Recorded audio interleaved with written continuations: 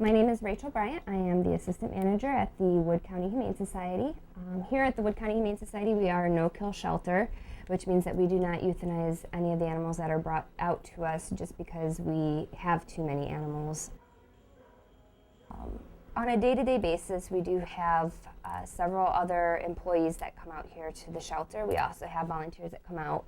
In the morning, we do a lot of day keeping, which means basically cleaning the cages, feeding and watering the animals, and that happens typically from 8 until noon. And that's when we do all of our medications in the morning, letting the dogs in and out. Our dog walkers will come and walk the dogs during the morning. And it just gives us time to kind of get everything cleaned up, everything regrouped, check out all the animals, make sure that they're doing well. Right now, we're currently at capacity for all the animals that we can take in. We usually are for the better part of the year, especially during the spring when we have kitten season. Typically, we have around 120 cats here at any given time, and around, I would say, probably 10 dogs. Our kennel area only holds up to 10 dogs. However, sometimes we are able to utilize some of the spare rooms to house them if we get more than that in. We should probably only have around 100 cats, but right now, like I said, we have about 120.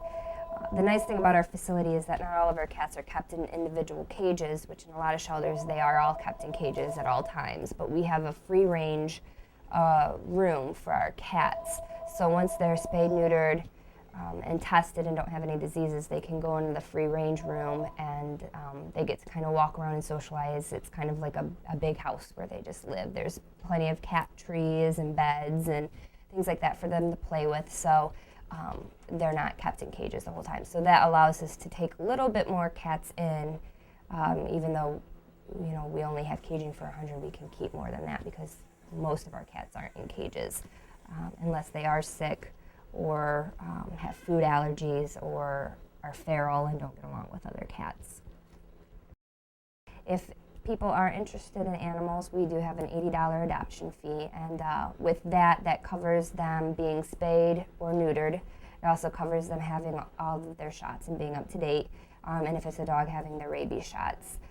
So that $80 does cover quite a lot. If you were to go and get a dog or a cat elsewhere and then pay to have all that stuff done, you're looking at well over $80 to have all that stuff covered. There's also an adoption process. So people have to fill out an adoption application. Once they fill that out, we do review the application. Usually takes about 48 hours, and then we get back to them with either approving or denying the application. We need to make sure that they're all going to the best homes as possible. So it is about a 5 or 6 page application. It is pretty in-depth, pretty detailed. We don't want anybody going to a bad home. It kind of defeats the purpose of why we're here if we do that. So once we look through the applications, if they get approved, then at that time, that's when they would pay the adoption fee and then finish filling out all of their paperwork.